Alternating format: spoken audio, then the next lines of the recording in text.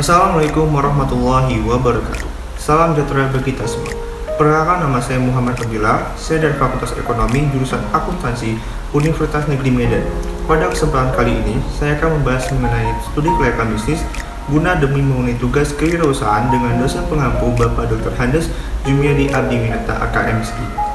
Untuk materi yang saya jelaskan ada 7 submateri, yaitu yang pertama latar belakang usaha, kemudian ada aspek umum dan perusahaan, kemudian ada aspek manajemen, kemudian ada aspek pemasaran, kemudian ada aspek teknis atau operasi, dan kemudian ada aspek keuangan dan penutup.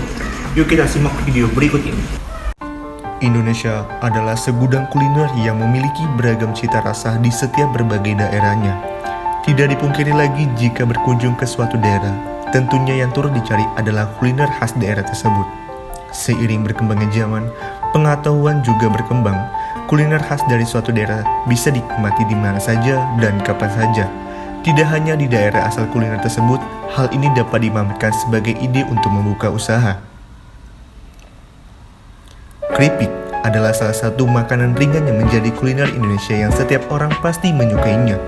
Akan tetapi, pada akhir-akhir ini yang menjadi permasalahan di Indonesia, mengkonsumsi keripik secara berlebihan menyebabkan kegendutan. Maka dari itu, Chillfood hadir untuk membantu Anda yang sedang diet tetapi masih bisa mengkonsumsi keripik dengan konsumsi keripik buah dan sayuran. Lalu, apa itu Chillfood?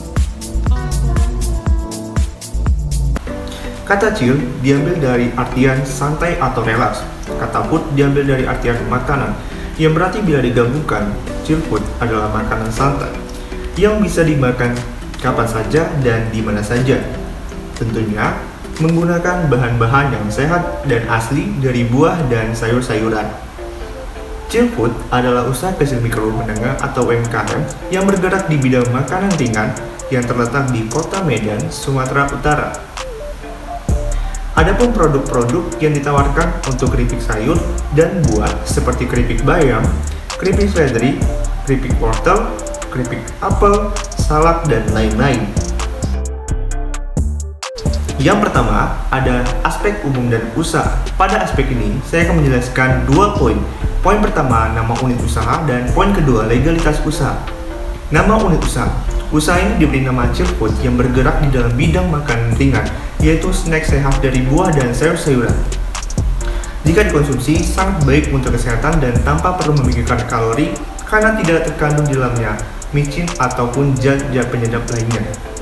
Adapun identitas unit usaha Chillfood ini sebagai berikut.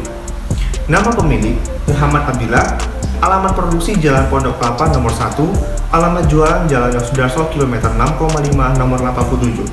Tahun berdiri tahun 2021. Kategori snack keripik buah dan sayur-sayuran. Legalitas usaha.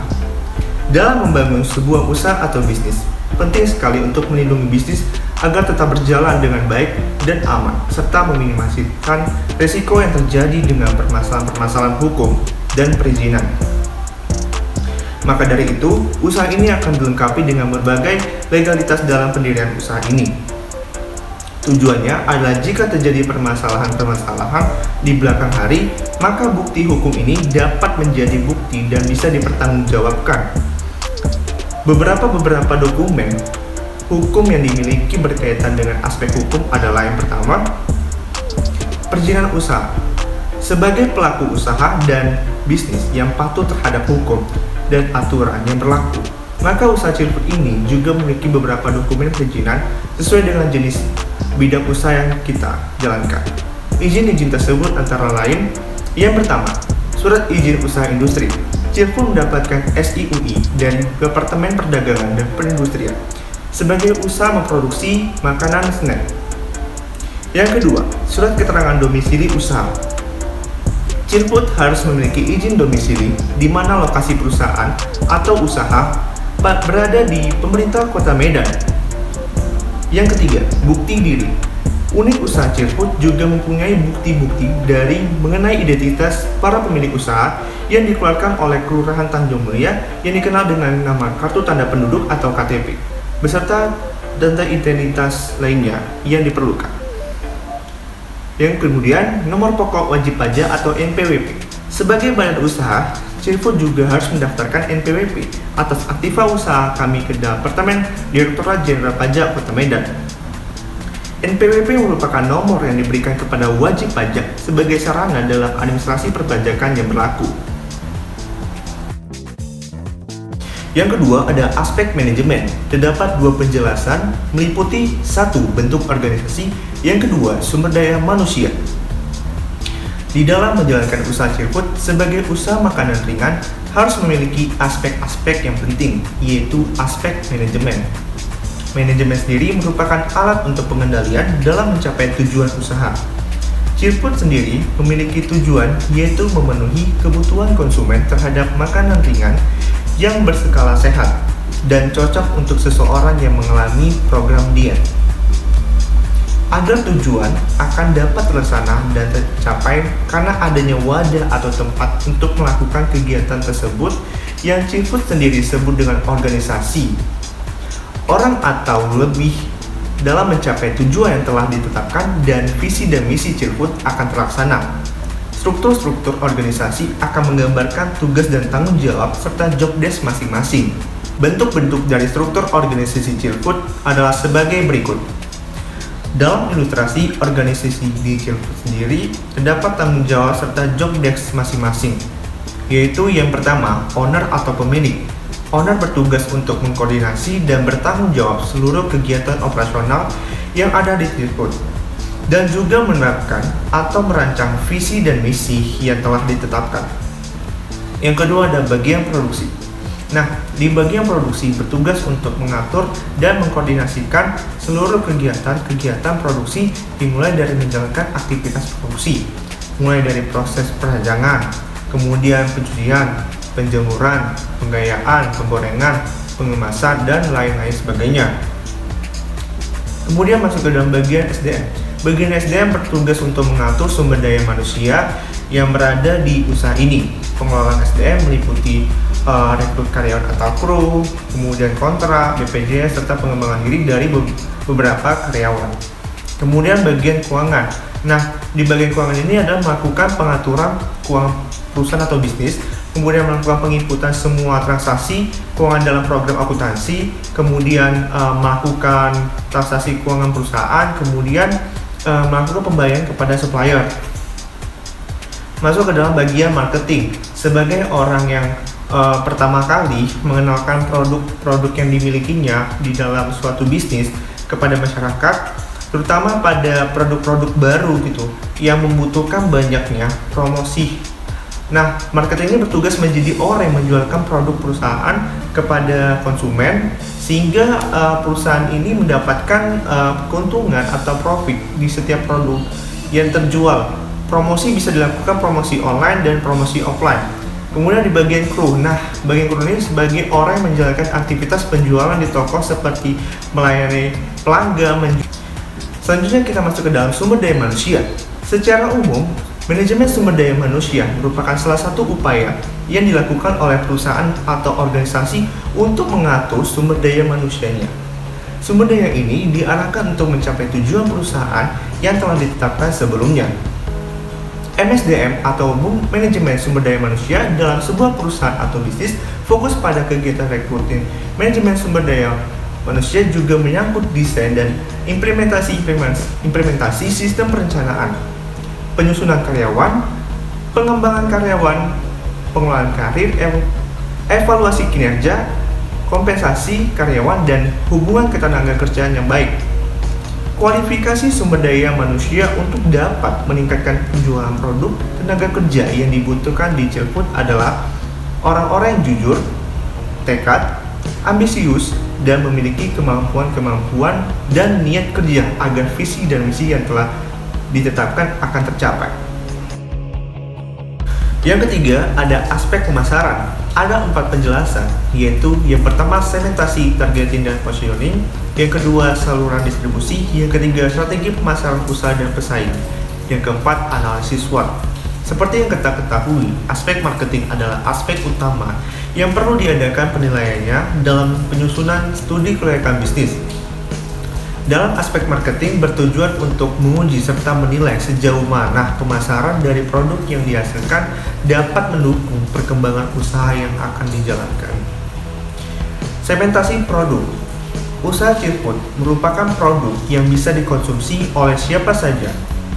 Produk Chillfood mempunyai segmen pasar semua kalangan, baik kaum menengah ke bawah maupun menengah ke atas. Targeting. Produk Chillfood ditargetkan untuk semua kalangan baik anak-anak hingga orang dewasa. Adapun target yang akan dituju sedang Chillfood yaitu pada pasar, toko oleh-oleh, toko pusat, supermarket. Positioning. Usaha Chillfood ingin menciptakan image di benak konsumen sebagai penghasil keripik sehat yang paling diminati. Kedua, saluran distribusi. Nah, umumnya saluran distribusi atau saluran pemasaran adalah jalur atau rute yang telah ditentukan perusahaan atau bisnis untuk mendistribusikan atau memberikan barang-barang atau layanan dari produsen kepada para konsumennya. Saluran distribusi bisa disingkat, bisa juga panjang.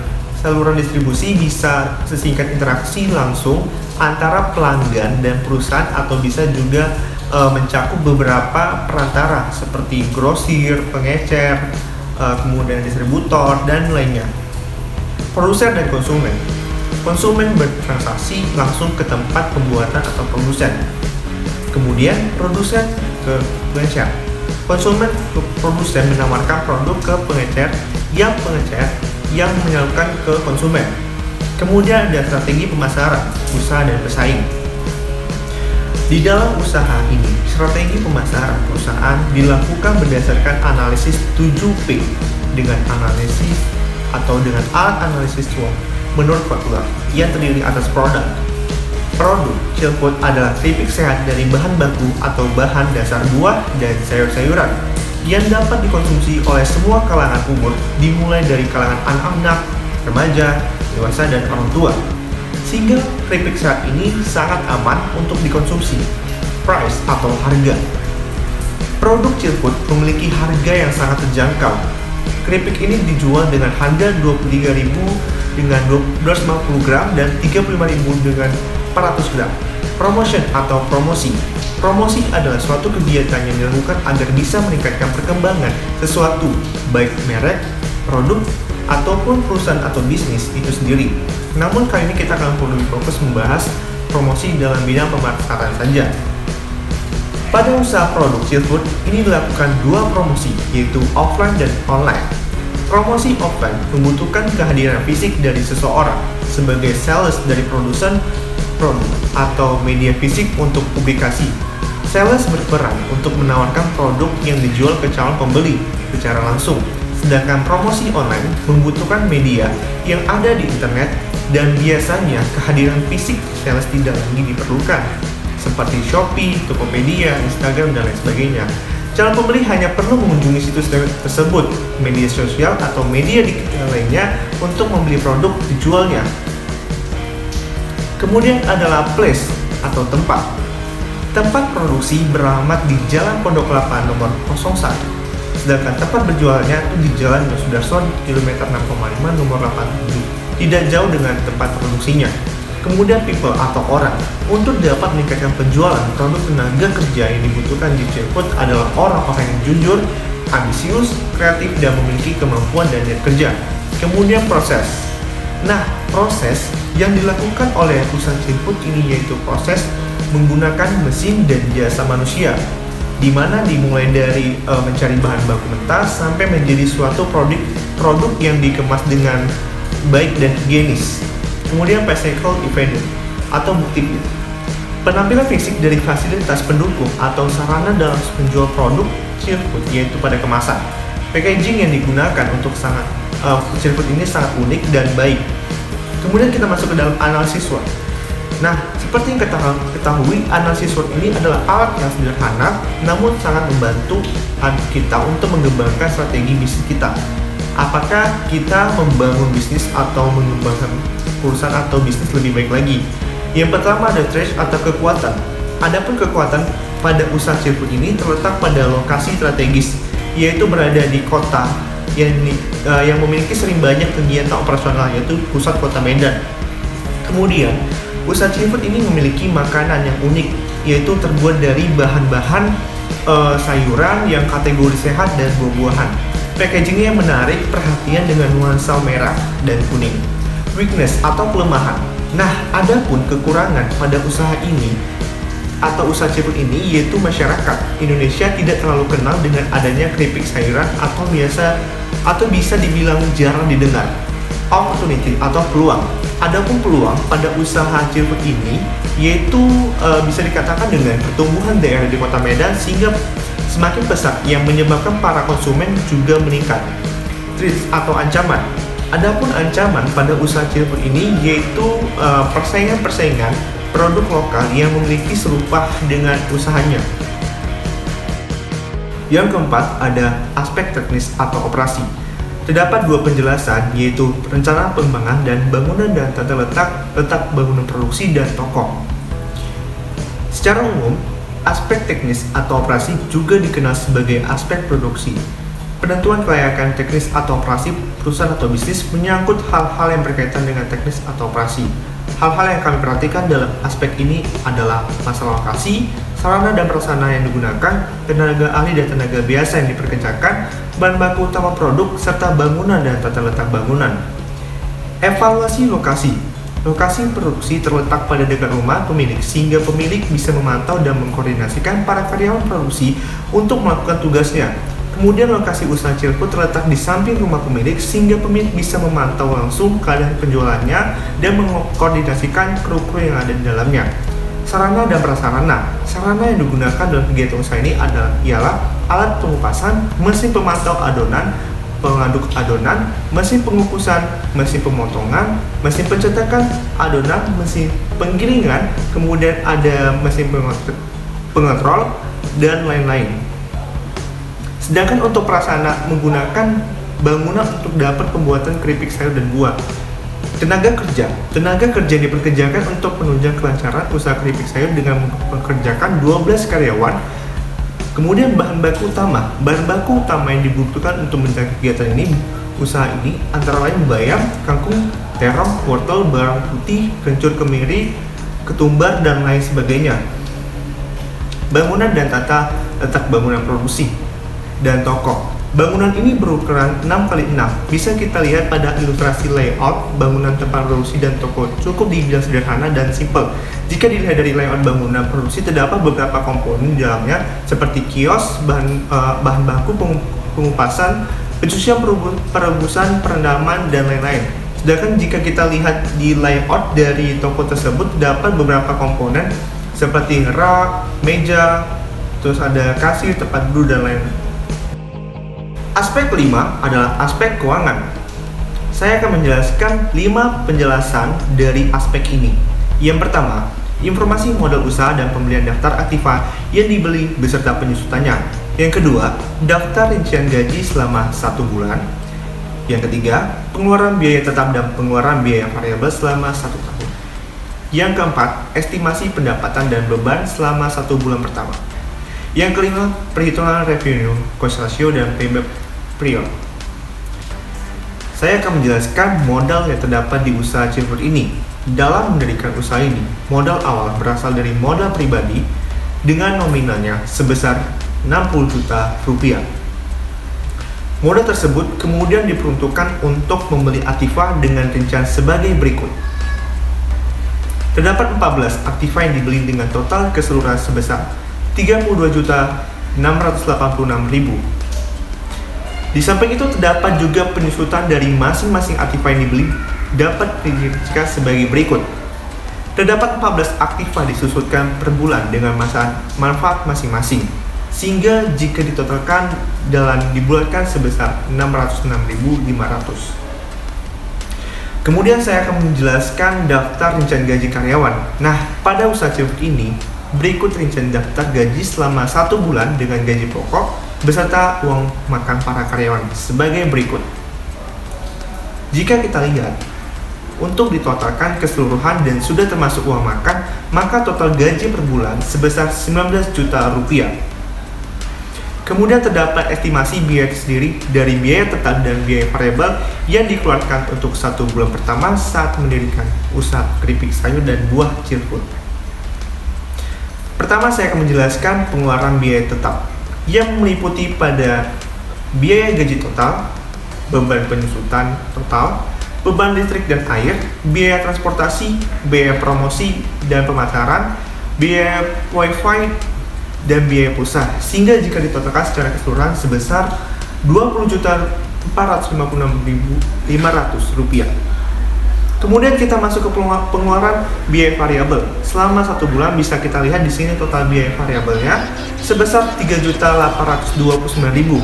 Kemudian ditambahkan dengan total biaya tetap jadi total biaya tetap tadi, sehingga total pengeluarannya menjadi Rp24.285.000. Kemudian kita masuk estimasi pendapatan selama 1 bulan pertama. Jika kita lihat dari segi pendapatan, terdapat Rp32.400.000 yang dimana angka tersebut muncul dari penjualan ukuran 250 gram dan penjualan 400 gram. Jika dilihat dari total biaya tetap ditambah total biaya variabel, mendapatkan hasil Rp24.195.500. Maka hasil pendapatan usaha dikurang beban yang dikeluarkan mendapatkan laba per bulannya sebesar Rp8.204.500. Kemudian saya akan menjelaskan mengenai perhitungan revenue cost dan payback period. Yang pertama, revenue cost ratio. Nah, pada revenue cost ratio digunakan untuk mengukur efisiensi usaha atau bisnis. Dihitung dengan cara membandingkan antara pendapatan atau revenue dengan total biaya atau cost. Maka dengan nilainya R dibagi C dapat diketahui apakah suatu usaha atau bisnis menguntungkan atau tidak menguntungkan. Dikatakan pula menguntungkan jika nilai di R bagi C lebih besar dari 1. Maka total pendapatan dibagi total biaya operasional Rp32.400.000 dibagi Rp24.195.500, maka dapatnya 1,339. Maka nilai R bagi C pada usaha ini 1,339, di mana berarti lebih besar dari 1, maka bisa dikatakan usaha ini menguntungkan. Yang kedua, payback period. Nah, pada payback period ini digunakan untuk menghitung jangka waktu yang diperlukan agar dana investasi yang tertanam pada suatu kegiatan investasi dapat diperoleh kembali secara penuh atau seluruhannya. Maka rumusnya total biaya investasi dibagi laba dikali 1 bulan. Kita masukkan Rp60.000 dibagi Rp8.204.500 dikali 1 bulan, maka dapat 7,31 bulan. Maka 7 investasi yang dilakukan yaitu sebesar 60 juta akan kembali dalam jangka waktu 7 bulan 29 hari. Adapun kesimpulan dan saran pada studi kelayakan bisnis Chillfood. Chillfood merupakan produk Indonesia yang hadir dalam bentuk kemasan yaitu keripik buah dan sayuran. Snack ini dijamin aman dan sehat karena higienis dan segar, bahan-bahan yang diambil dari buah dan sayuran asli. Dari perhitungan aspek finansial, diketahui bahwa bisnis ini layak untuk dijalankan karena nilai revenue cost ratio R bagi C lebih besar dari 1 dan nilai investasi sebesar 60 juta akan kembali dalam jangka waktu 7 bulan 29 hari. Saran pada studi kelayakan bisnis ini yaitu adalah Chillfood pada pengembangan usaha dapat dilakukan dalam proses produksi dengan cara menambah sarana dan prasarana serta menambah lebih banyak varian cita rasa untuk meningkatkan kapasitas produksi serta menginovasi atau kolaborasi dengan bahan-bahan lain agar menambahkan cita rasa yang unik tanpa menghilangkan keasliannya. Demikianlah video yang dapat saya sampaikan, lebih dan kurang saya mohon maaf. Saya berharap teman-teman yang ada di rumah dapat termotivasi mengenai studi kelayakan bisnis atas penjelasan saya tadi. Saya juga berharap ilmu yang kita dapatkan hari ini akan menjadi pedoman kita untuk masa depan nanti. Pak Salah memakan bubur sumsum, Pak Roma bermain kartu. Assalamualaikum warahmatullahi wabarakatuh.